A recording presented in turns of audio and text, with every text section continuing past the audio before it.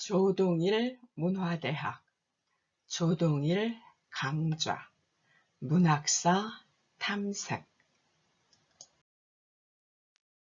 조동일 강좌, 문학사 탐색. 제2강, 문학의 경계와 영역. 문학사 탐색 1, 강의 순서.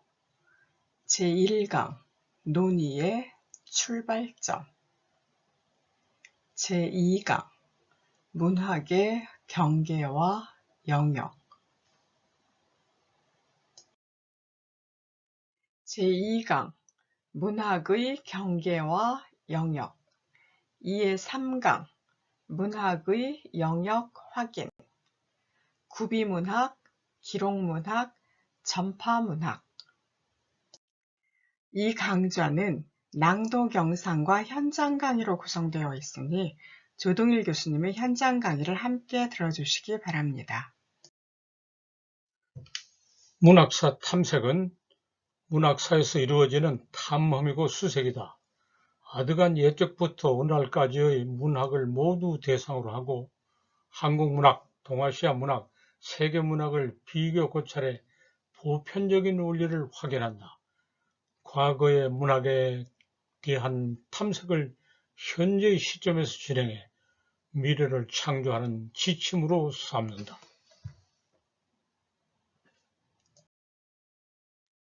문학이라는 말은 한자어 문학을 국문으로 적은 것이다. 리터레이처의 번역어라고 여기기도 한다. 문학이나 리터레이처는 글로 쓴 것을 뜻한다. 문학은 오랫동안 글로 쓴 것이어야 한다고 여겼다. 문학사를 글로 쓴 문학의 역사로 서술하는 관습이 완강하게 남아있다. 글로 쓰지 않고 말로 전하는 민요나 설화 같은 것들은 문학이 아닌가? 이렇게 물으면 글이 아니어서 문학일 수 없다고 해왔다. 글이 아니고 말이면 왜 문학이 아닌가? 이렇게 다시 물으면 문학으로 평가할 만한 가치가 모자란다고 하거나 저급한 단계에 머무르고 있어 문학으로 인정할 수 없다고 했다. 말로 전하는 것은 문학이 아니고 글로 쓴 것이라야 문학이라는 주장은 말은 낮추고 글은 높이는 차등의 사고방식에 근거를 둔다. 말이 없으면 글이 있을 수 없다는 사실을 무시한다. 글로 쓴 문학은 말로 전하는 문학에서 유래했다. 이 둘은 부모와 자식과 같다. 부모 없이 자식이 태어났다고 여기거나 부모는 못나고 자식만 잘났다고 하는 것은 억지이다. 억지가 생긴 것은 문학이나 리터레이처라는 용어가 잘못되었기 때문만은 아니다.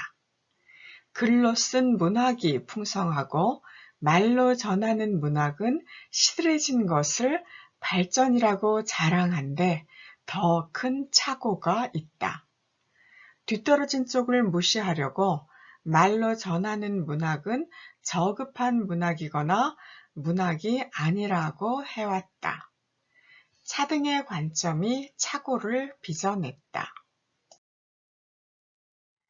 서부 유럽 몇 나라가 그렇게 하는 것이 선진이라고 여기고 많은 추종자가 있다.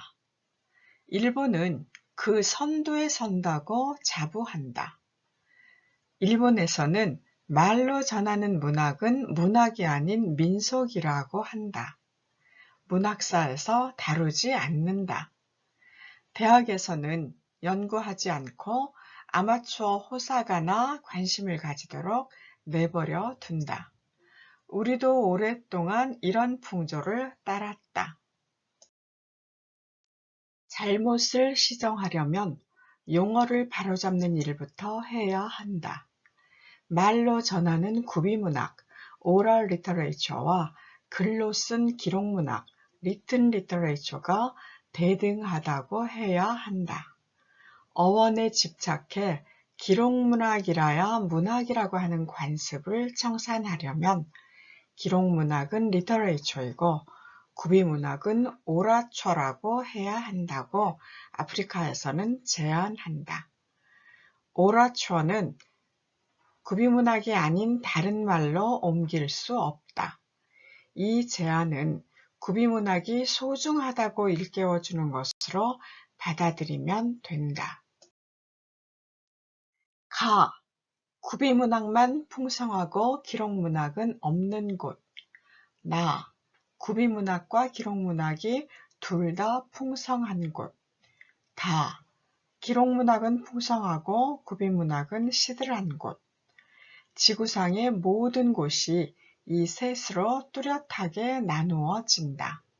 물론 중간지대도 있으나 함께 논의하면 너무 번잡하다. 사하라 이남의 아프리카는 가이다. 아프리카인을 낮추어 보고 정신적 능력이 없다고 비방하는 데 맞서서 구비문학의 가치를 주장한다. 서부 유럽 몇 나라는 다의 발전을 이룬 것이 자랑스럽다고 하면서 우월감을 가진다. 일본이나 한국은 나에 속한다. 일본이 나임을 무시하고 다를 추종하는 것을 한국이 추종했다. 나에서 다를 추종하는 것은 잘못이다. 나의 위치를 자각해야 문학사 이해를 바로잡을 수 있다. 가와 다, 중간에서 양쪽을 다 알고 세계문학사 탐색을 정상화할 수 있다.